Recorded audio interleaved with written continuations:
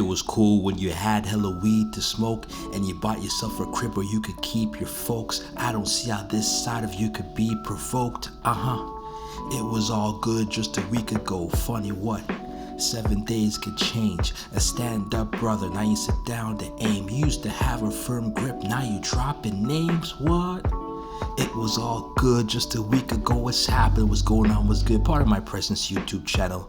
Look, I want to get into this whole FN Meka situation. Now, when I wanted to do this video, I was going to do the video based on the news that came out just only a couple of days ago regarding FN Meka and the fact that he was the first virtual AI rapper to get signed by Capitol Records.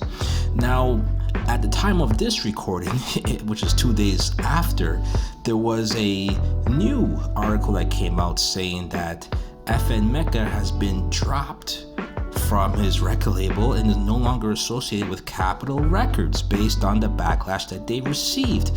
So this is kind of odd as to how this was a big grand opening and grand closing. Now, the first thing I want to do is give you some context as to the whole story if you're not fully aware. Now, this is an article from Complex, and the Complex article reads as to follow, and it says that virtual rapper FN Meka, who already has over 10 million followers on TikTok, has signed with Capitol Records and dropped a new single to celebrate.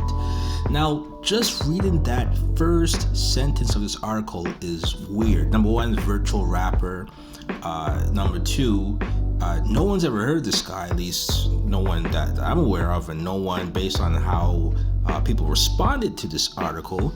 But apparently this person has 10 million, well, not person, this AI bot has 10 million followers on TikTok.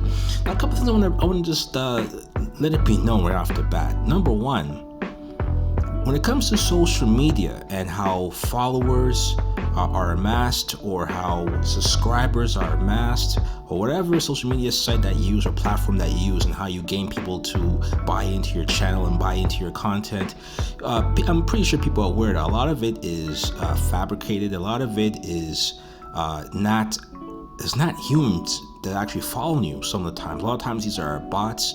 These are fake follows, fake subscribers, streaming farms. We hear all about those stories. So we already know that if this guy has 10 million followers on TikTok, doesn't mean that people are fans of this guy. This could easily mean that whoever is involved with this technology, whoever is involved with pushing this particular virtual reality agenda, so to speak, they're going to boost this person's numbers to make it look like you're of something of importance. Because everybody knows nowadays the new cachet is your followers, your social media face card, if you want to call it that, but your social media relevance. And it seems like that is in more of a demand than someone's actual influence. This guy's not real.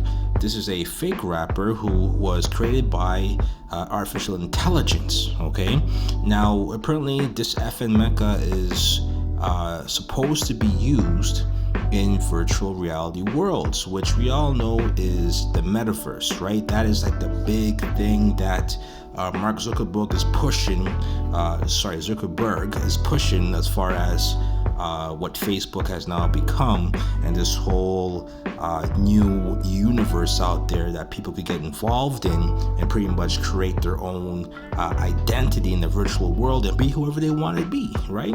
In a fantasy world. So it makes sense that there's going to be a rapper in this world, but the odd thing about it is the fact that if you look at all of the changes in technology, and if you look at all of the advancements in technology, whether it's Clubhouse and what they've done with Clubhouse, whether it's the streaming platforms and the streaming of music and how that was ushered in, it always seems to be put on the backs of black people, whether from the consumer level or black artists from the workhorse level, that push these new technologies or these new advancements to the forefront and over that hump, where people start to buy into these things that they probably normally wouldn't buy into if they didn't have that influence of a popular rapper, right? Because we all know when it comes to pushing the line or having an underground grassroots movement, they always seem to look for a black individual or black influencer, a black artist to kind of push these things. We've seen that when it comes to different movements. We've seen that with what they did with Drake in the streaming era. So we've seen it, right? We've seen it. Anyways, so I just want to point that out. But let's get back to the article.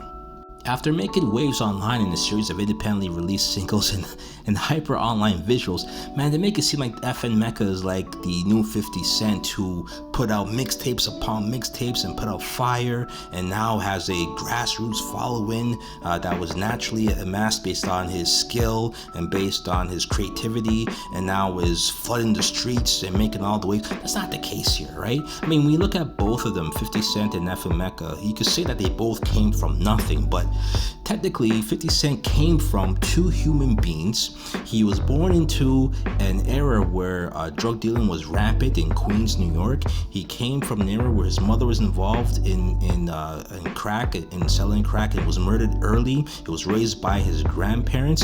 He was dealing with adversity, trying to get into the rap game. He was shot. People tried to kill him, and he rose from that, and he built his following, and he kept going. He persevered, and he became a rapper that made it to the top, where he even advanced from rapping and got into acting, producing. He's done movies. He's now a TV and film producer. He's a mogul, right?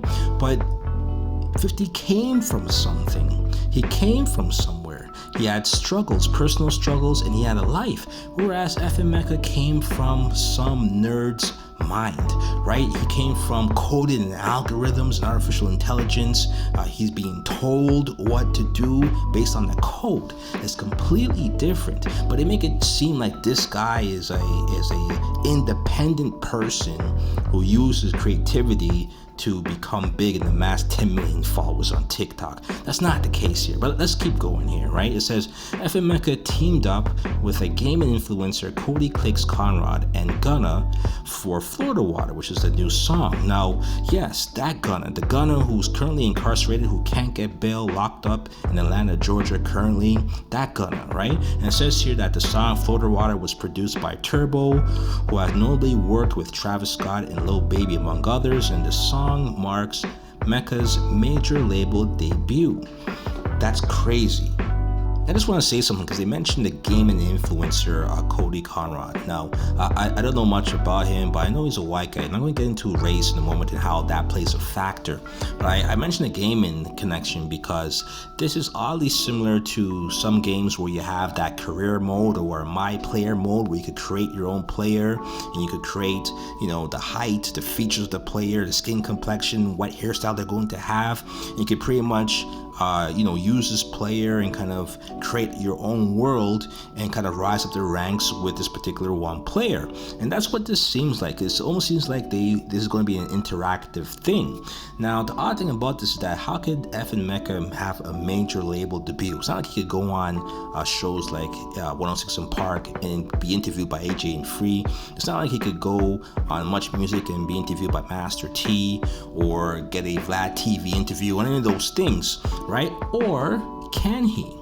Right? Because this guy is a bot. He lives in virtual reality, in the virtual world, so pretty much he could do anything he wants. And if you look at all of the footage of this particular bot, you'll notice that he is pretty much involved in over-the-top fantasy-like scenarios where he has a gun and he's shooting up his Gucci imprinted car. He's jumping out of moving trains. He's turning the water bottles into Patek watches. He's doing kind of bullshit that is not fathomable in the real world, right? And it's weird because it's almost like, and another part is that there's one where he's inside a Bentley and he's being served by this robotic chef, hibachi chef, throwing sushi in his mouth. And he calls it hibachi. It's a weird situation, but it's almost like if you were to imagine what a rapper would be like if he was able to live out his fantasies without having any real life or real world limitations, what a rapper would brag about and what a rapper would do. It's almost like that is what FN Meka represents. So let's get back to the article. It reads, as Music Business Worldwide reported, Capitol Music Group's Executive Vice President of Experiential Marketing and Business Development, that's a mouthful, Ryan Rudin said that the project meets at the intersection of music, technology, and gaming culture. And I just discussed that whole connection between all of those previously, right? And it says here, and is just a preview of what's to come. Now, we all know that the metaverse is gearing up to do a lot of new things, and it seems like a lot of companies are trying to buy into that space and get the trademarks down packed, get the copyrights down packed, get the ownership in line so that they are the ones who are going to benefit from that new space that's going to open up eventually, right? So I just want to point it out to you. As it continues, it says here, Rudin called the release a first of its kind and an evolution of Capitol Records' 80-year history of innovation. It goes on to continue and says here, while the voice behind Meka is very much human, Capitol Records Group Chair and CEO Michelle Jubiler told the publication last year that everything about Meka is otherwise based on AI.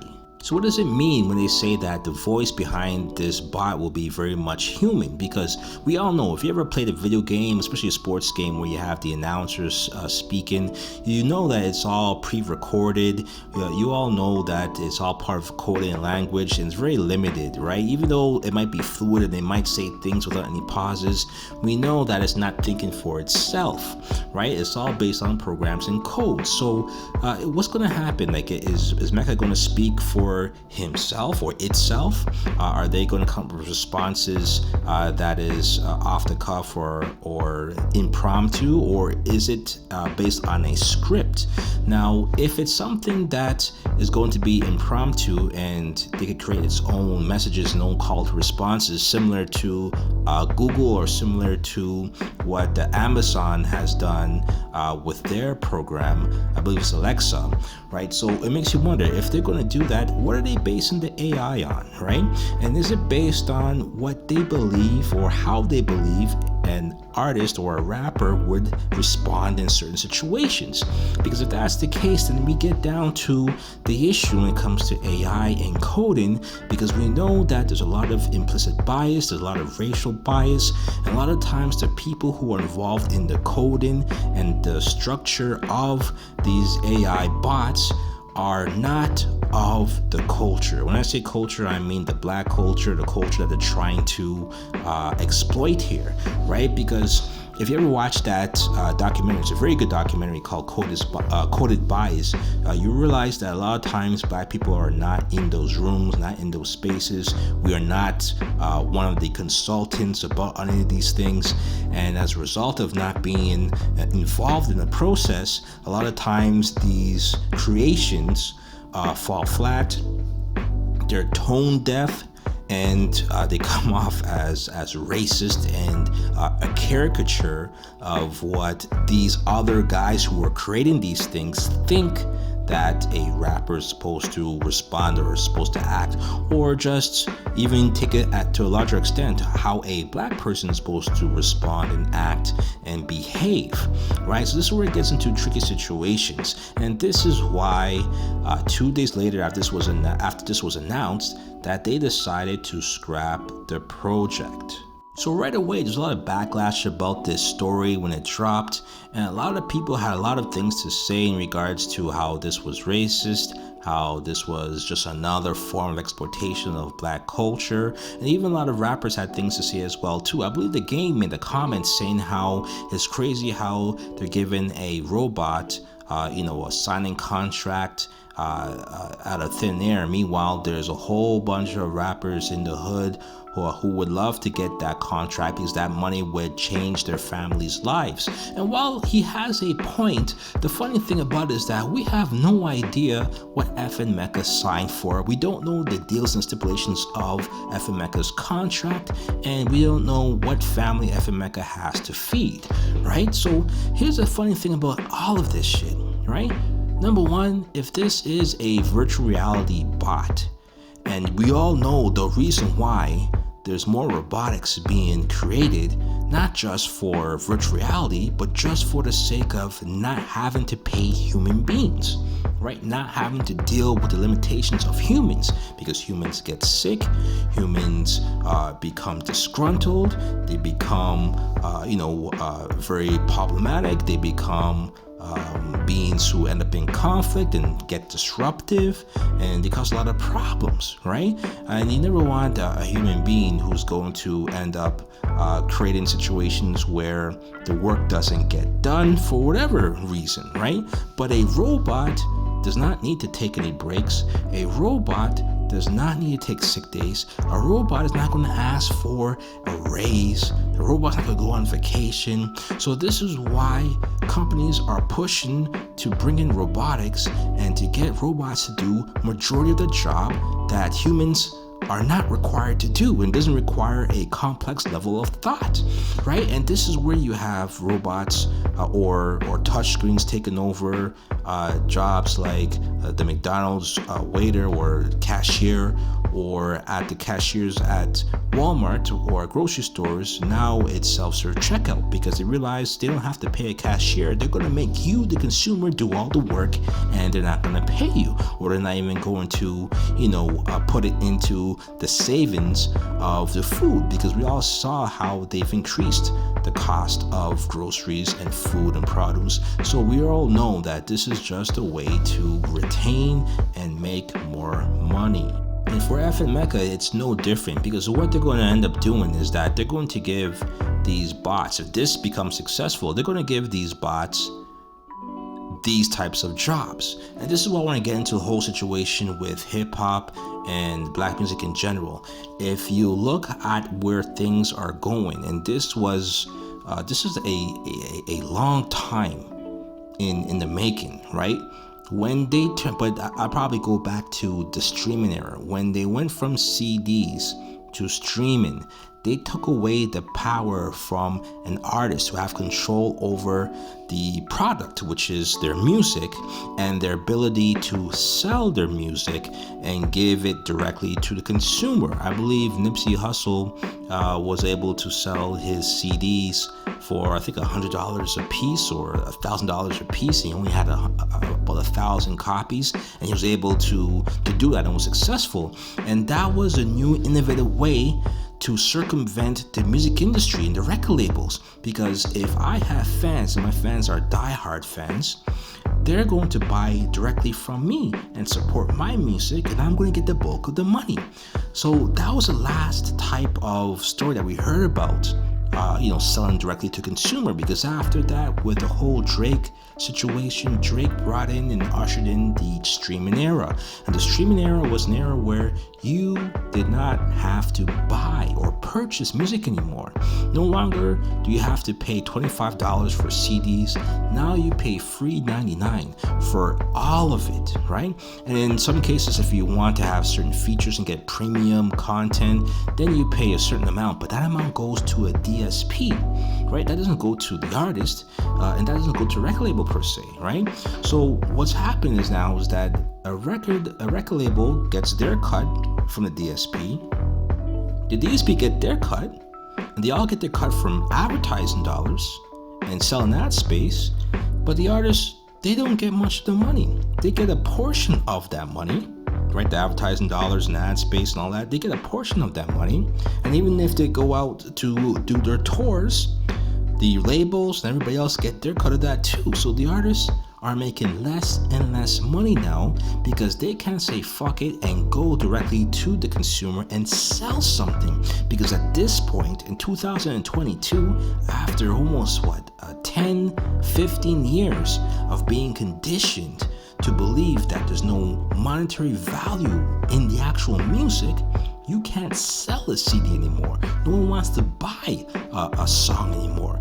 They want it for free, and they want it now, and they want it fast. And as a result of creating that mentality and that type of expectation from the consumer, it's created situations where now music has no value. And as a result of them having to put out so much content and so much music, the songs have become shorter, the songs have become less and less polished, the songs have become less and less meaningful, and probably the worst part about it all is that the songs have become less and less unique and creative. They all sound the same because they're all trying to follow a formula. The tempo is all the same. The way how they lay out the tracks and the verses and the chorus is all the same. So now you have a cookie cutter type of situation where everybody's following in line, and there's a template. And that template, because you have so many people following that template, it creates a pattern. And with that pattern, you could create an algorithm. And with that algorithm, you have code and you have AI, and now it's predictable, and now you can write it into code, and now you could create this AI bot, FN Meka. And this is what's happening, because if you look at just the name alone, FN Meka, where does that come from, right? Because nowadays the whole thing about rappers that they have to have acronyms in their name. It always starts out with letters, whether it's NBA Youngboy, OTF, with Lil Durk, whether you have OVO Drake or OVO Charles, whatever the case may be. So you have all of these rappers with names or acronyms in the beginning of the names, OMB, PZ, all kind of things like that. So of course you're going to have the best thing to do to follow that pattern is create this fictional virtual character and have an acronym in their name as well too, to kind of gravitate towards what fans are accustomed to. And this is where you get the quote-unquote FN Meka. So it's crazy to see how this is lining up, and how based on what they've noticed is our patterns, our consumer patterns, the way how we think, because they've been collecting this data through social media, through TikTok, through our streams and the music that we listen to. So now they're reflecting all this information back at us, and this is why we got this particular character, right? So I said a lot there, but what I'm trying to point out here is that FN Meka, as much as it's done by people who might not look like us, are not from the culture, who are just coders and programmers and nerds and geeks, while that may be true, a lot of the information that they've took from, that they've derived from certain situations, is all based on what is out there and what is in the public, as far as rappers getting involved in criminal activity. Rappers are always involved with police, whether getting arrested or what we see on social media, where people are being accosted by the police officers, police brutality, even rappers who talk about the fact that they grew up in a broken family, did not have their fathers. Because what we've seen, right, with this FN Meka character is that they have him in skits where he's being assaulted and arrested by police officers. They have skits where he talks about not knowing his father or not having his father in his life. Talk about skits where he's shooting up his car and lounging in his Bugatti private jet. And we all know that the rappers like to floss with private jets. So the point I'm trying to make here is that it all derives from what we are actually seeing in the music industry, and all the BS that we've grown accustomed to and that we've been desensitized to now is being thrown back at our faces, and a lot of people don't like it. But the thing is, it comes from us. This is all based on us. And the reason why I say that is because long time ago there was an ad that was placed on the Shade Room. Now, this was an ad by the former president, Barack Obama. He put out an ad on the Shade Room, and I thought to myself, why does the world of politics and the world of a gossip blog, which is a lot of things that are not true and make insinuations as far as their content, how do those two worlds collide? Right? It's almost like how when Cardi B was interviewing Bernie Sanders, the only platform that he gave an interview was Cardi B, a former stripper, rapper.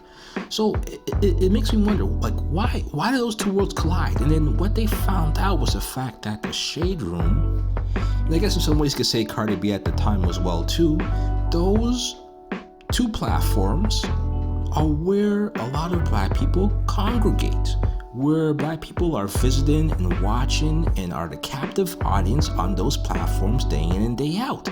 So naturally, the best way, if you want to target a certain demographic, you have to meet them where they're at. And apparently, if they're at the Shade Room, clicking every 2 seconds looking for the newest raggedy gossip site and rumor site about the next celebrity, this is where they see Black people are at. So this is where they're going to meet them. Now, a lot of people could say, well, not all Black people are there and this is bullshit and whatever the case may be, but this is what the numbers are showing, that is where young and Black people are most. So that's something that we have to embrace and accept, rather, and say, you know what, we are the ones who are consuming all of this shit. We are the ones who are putting this stuff out there, right? And these are our Black-owned businesses or platforms, right? So at the same time, we gotta look at it and say, you know what, that's us. That's our reflection. That appears to be what we want. So when we see stuff like FN Meka grace the virtual reality screens, and he's doing dumb shit that we consider to be dumb shit, that we're looking at it and we're insulted because we're looking at this as a foreign object. The character itself doesn't look Black, it looks white. The hair is a caricature, the gold grill, the voice sounds white. So you have a lot of different things going on here where we're looking at this and we can't even identify what the hell this is. And we're looking at it and we're insulted. And on top of that, apparently in one of the songs in the clips, he's using the N-word. So it's crazy how they've thrown hip-hop and that culture back on us through a different lens, and we're shocked and we're violated. We feel violated and we feel insulted. Meanwhile, we've been doing it. If they would have created that character and made that character unapologetically Black, I guess I'll say, because it's very ambiguous how they created this character. I think the character is white, right? But if they made the character Black, no doubt, no debate, if they made the character Black, I don't think people would be outraged by it. You know why I say that? So I'll give you Exhibit A. Do you remember a while back ago on BET, there was a character, a virtual reality character by the name of Sita? Do you remember Sita at Sita's World? And how crazy she was talking and the stereotypical shit that she used to say and the ghetto shit that used to come out of her mouth? And people loved it. No one got upset. No one said this was racist. No one said any of those things because Sita looked Black.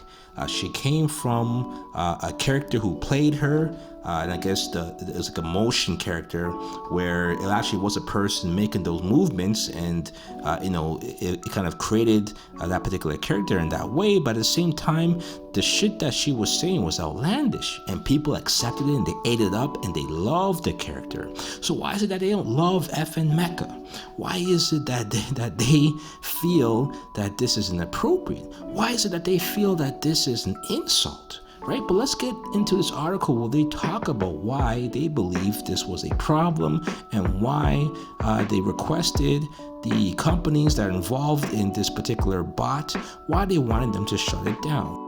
So a statement was made by a activist group by the name of Industry Blackout, and it said the following, okay, they pretty much condemned the whole project. What they said was that It has come to our attention that your company has decided to partner with Factory New on signing the artificially designed quote-unquote rapper FN Meka. Now, this was sent to Capitol Records, and Factory New is actually responsible for the AI created in FN Meka. Apparently, it's founded by a person by the name of Anthony Martini, and pretty much they're saying that FN Meka pretty much depicts a human voice rap that has based their tempo, chords, and lyrics on artificial intelligence. Okay, but let's get back to the statement by Industry Blackout. What it says here is that while we applaud innovation in tech that connects listeners to music and enhances the experience, we find fault in the lack of awareness in how offensive this caricature is.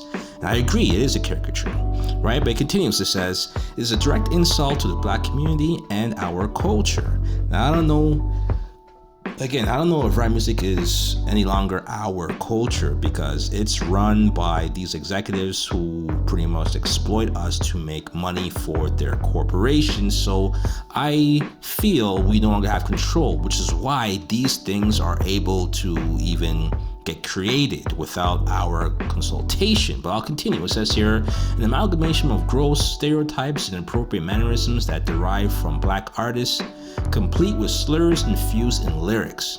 I agree with that.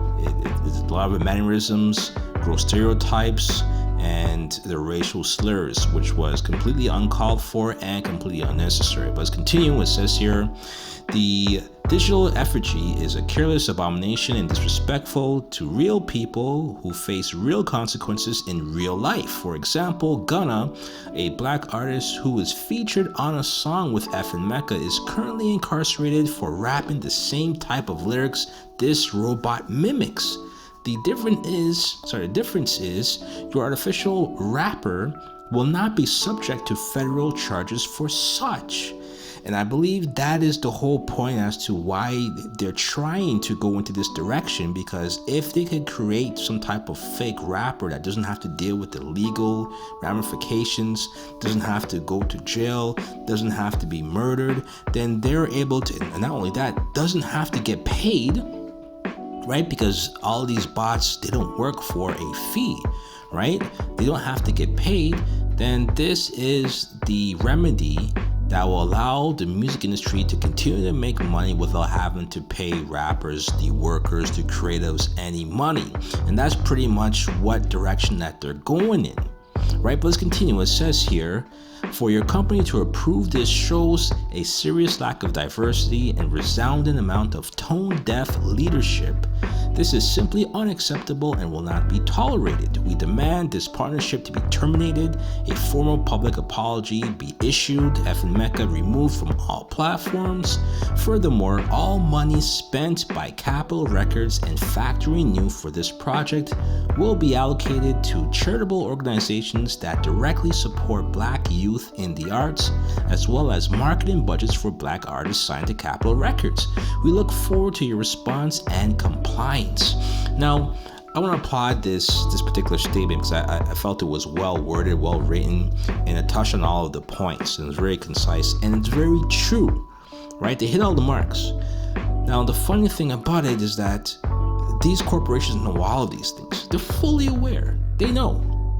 But they're doing it because they're trying to usher a new wave into a new platform, which is virtual reality. And as long as they don't have to pay rappers, as long as they could create a fake rapper and just take people's voices and all that, then that's what they're going to do, because they're trying to make money. And sadly, one of the easiest ways to make money is to reduce the cost and the overhead.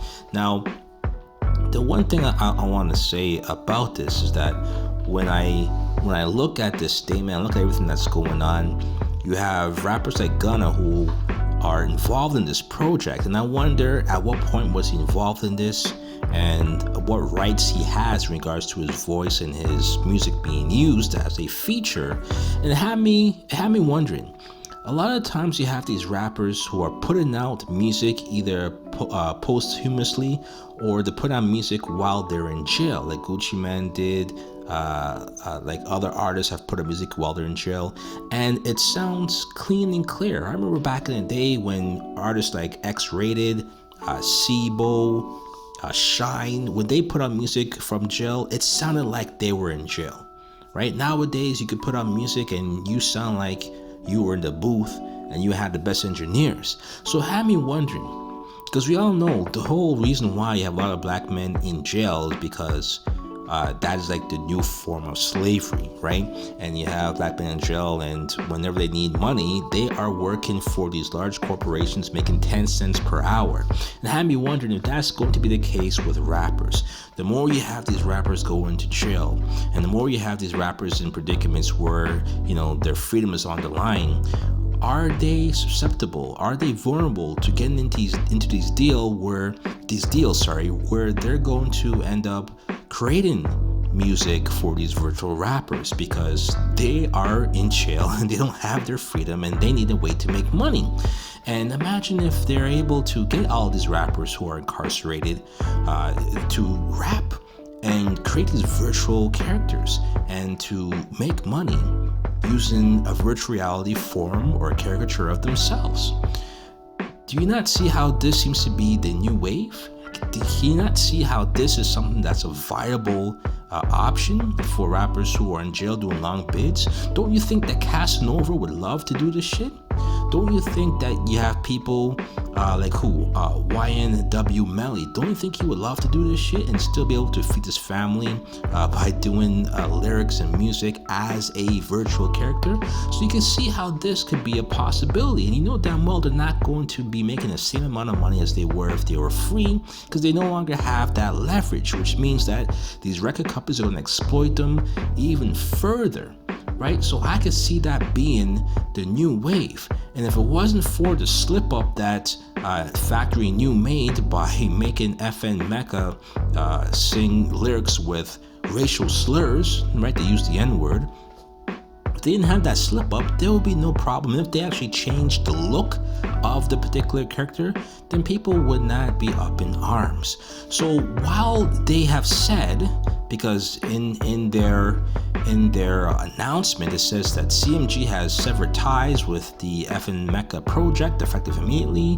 The label announced in the statement. It also says that we offer our deepest apologies to the black community for our insensitivity in the signing of this project without asking enough questions about the equity and the creative process behind it. We thank those who have reached out to us with constructive feedback in our past couple of days. Your input was invaluable as we came to the decision to end our association with the project. Now, they announced that he was signed to them. So how were they able to break this contract? Right? You tell me. I mean, clearly it's a fake virtual contract, so it's going to be a fake virtual cancellation or termination of the contract, which will cost them no money whatsoever. But one thing I assure you, that whoever created this FN Meka, they're not going to scrap this project. They're going back to the drawing board. They're going to make this bigger and better and more PG and more politically correct, but they're still going to find a way to push this through and make it more acceptable and digestible. And trust me, they're going to push this into virtual reality form and they're going to get it done. And it's only going to be a matter of time, because if you look at that statement by Industry Blackout, part of what they said is that we were not involved in the creative process. So guess what's going to happen? The next 2.0 version, they're going to make sure they have black people, probably a black person of some notoriety or influence, be a part of the project. And then from there, everything will be calm, cool, and acceptable, right? Similar to Dapper Dan and Gucci and everything of that ilk. So I just want to bring this to your attention. I'm just going to wrap it up and pretty much say that this was, to me, it felt like a social experiment to kind of, check the water temperature, find out how people are going to react, how people are going to engage with this, and pretty much use the outrage to kind of, feel out what is acceptable, what is not, and how they can move forward and create the type of project that they want to create, because they're going to get this done by hook or by crook, as they say back in the olden days. So you tell me how you feel about this. Do you agree with this project? Do you agree with the response and the outrage? Do you understand where things are going in the virtual reality world, in the metaverse? Are you ready for it? Are you embracing it? Or do you feel that we should stick with hip hop and rap, remaining in the real life art form and not to be exploited in this type of fashion? You let me know in the comment section. You let me know whether you agree or disagree with my take. Until next time, part of my presence YouTube channel, next move, best move. Peace.